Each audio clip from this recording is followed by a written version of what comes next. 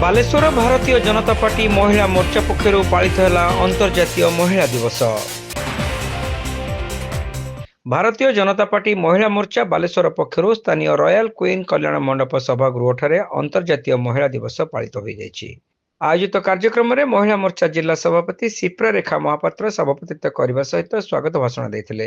मुख्य अतिथि भाव सांसद प्रताप चंद्र षडंगी जोगदे नारी शक्तिर उत्थान निमंते उभय केन्द्र और राज्य सरकार आभिमुख्य संपर्क में आलोचना करते। या सहित विभिन्न सरकारी योजनार सफल रूपायन उपर गुरुत्वारोप करते।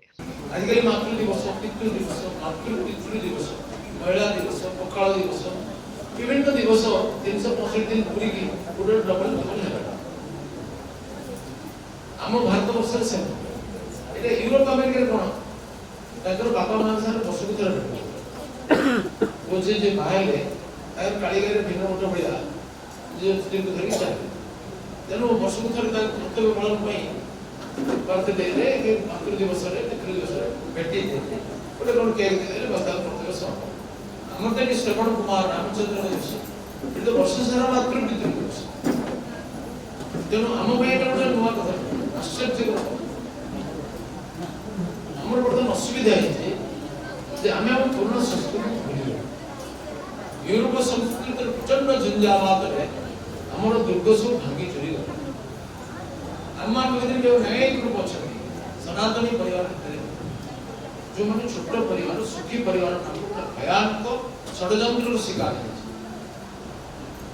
शाशु शशुर दियर नंद जा गुड़िया मैंने ना छुआ भी जा आई कका कुड़ी बुढ़ी माँ बुढ़ापा छुआ पाठ पढ़ा कटक बाजिला से बिचारा बापा माँ गत बोझ होगी छुआ को हस्टेल रखे निजे जीवे तो रांधि बड़ी खाईदे ये बुढ़ा ना वृद्धाश्रम को पठे। बरण्य अतिथि भाव राज्य महिला कमिशन अध्यक्षा शोभना महांती, ममता महापात्र, मेडिकल कॉलेज और हॉस्पिटल प्रशासनिक अधिकारी मनोरमा भूया, ग्रामीण जल जोगाण सहकारी जंत्री पूर्णमयी पट्टनायक मुख जोगदे महिला मानकु अभिभाषण में नारी होइचंती सृष्टिर आधार बोली कहिथिले। जन्म देबारु आरंभ करी समाज गठन पर्यंत सेमानकर अवदान असीम। सेमानकु अर्थनैतिक राजनैतिक एवं सामाजिक सुरक्षा दिगरे सशक्तिकरण करबा हेउची अंतर्जातीय महिला दिवसर उद्देश्य।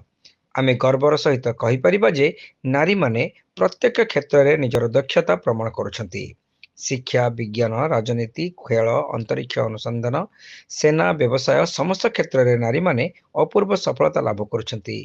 एहीपरि अनेक गुणात्मक मानर कथा गुड़िक अतिथि माने निज वक्तव्य कहिथिले।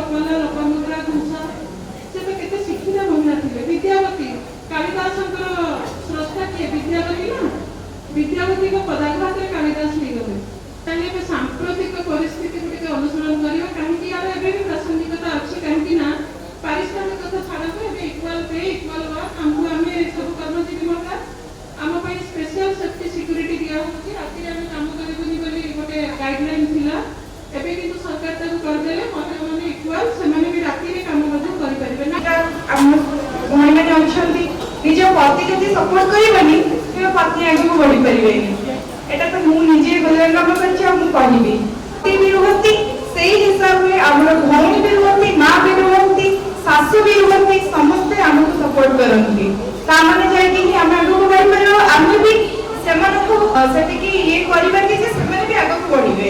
एही अवसर रे बहु संख्या रे महिला उपस्थित थिले।